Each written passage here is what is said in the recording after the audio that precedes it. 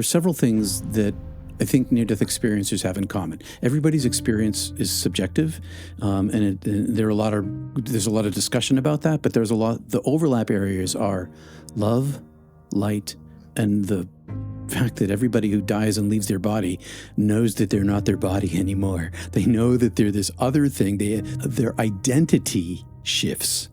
They're no longer, it's very difficult, at least it was for me, to identify as a human being after that, because I now know that my consciousness, there's at least two different realities, parallel dimensions. And one of them is the actual real me, my higher consciousness self, and the other one is this physical self. And so there's this commonality among us that consciousness inhabits the body.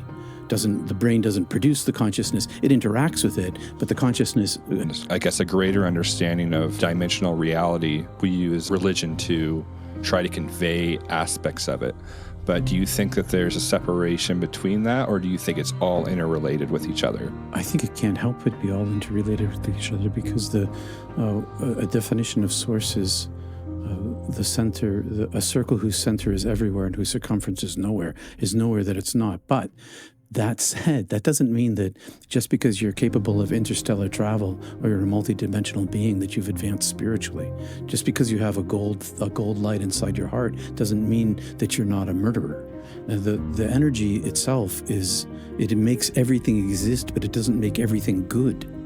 And so, because there's so many galaxies and so many planets just in this level of the universe, not to mention all the other universes and all the other dimensions just here, why wouldn't there be some species that develop physics that allow them to travel, through wormholes or whatever, however they do it, that haven't really evolved much spiritually? It would seem that a being or society that has that level of understanding, especially the understanding of what a life review is and how you affect another through your actions, intentional or unintentional, that they would be more inclined to respect life and have like a deeper understanding of love than we might have.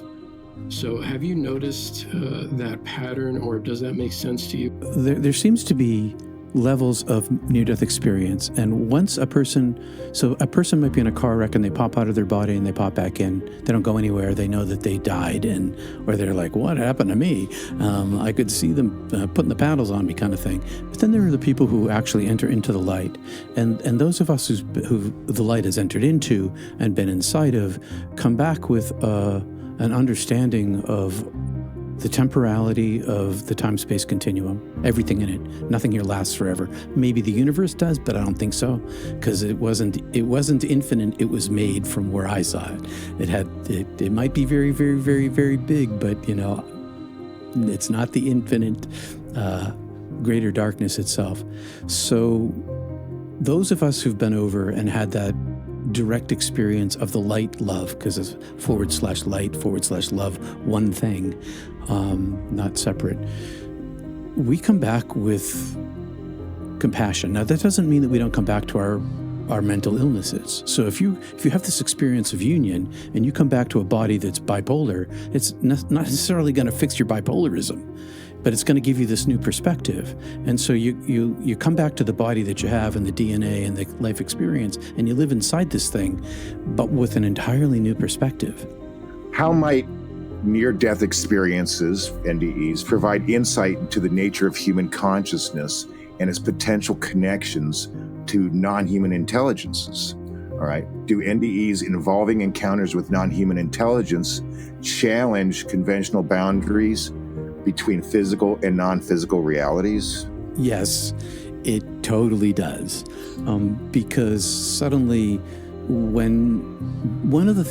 are several things that I think near-death experiencers have in common. Everybody's experience is subjective, there's a lot of discussion about that, but the overlap areas are love, light, and the fact that everybody who dies and leaves their body knows that they're not their body anymore. What is the self?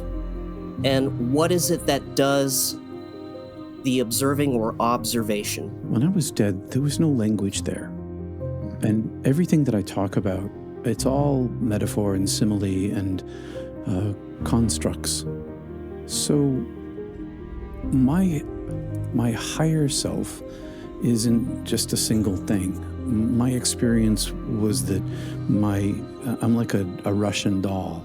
And way at the very center of the stack of the Russian dolls is my most original self, which is more like a singular photon and a field of photons superpositioned with the light itself. So I am one of many photons, bazillions of photons, but all superpositioned as one thing. And I'm also a reduction of that field, so that I am somehow, although I'm superpositioned with it, I'm outside of the light in this darkness. And that's like the very nub of myself. But then there's these other layers, this soul self that was incarnating into all these other lives, all these human and animal lives of other kinds over a very long period of time. This convergence of the UFO phenomenon and the near-death experience phenomenon. Maybe for the first time in the history of the world, these two things will touch, and we'll have an opportunity to nudge society and culture, all of our tribes on this multi-nation, cultural, religious planet. We can nudge everybody toward a higher calling,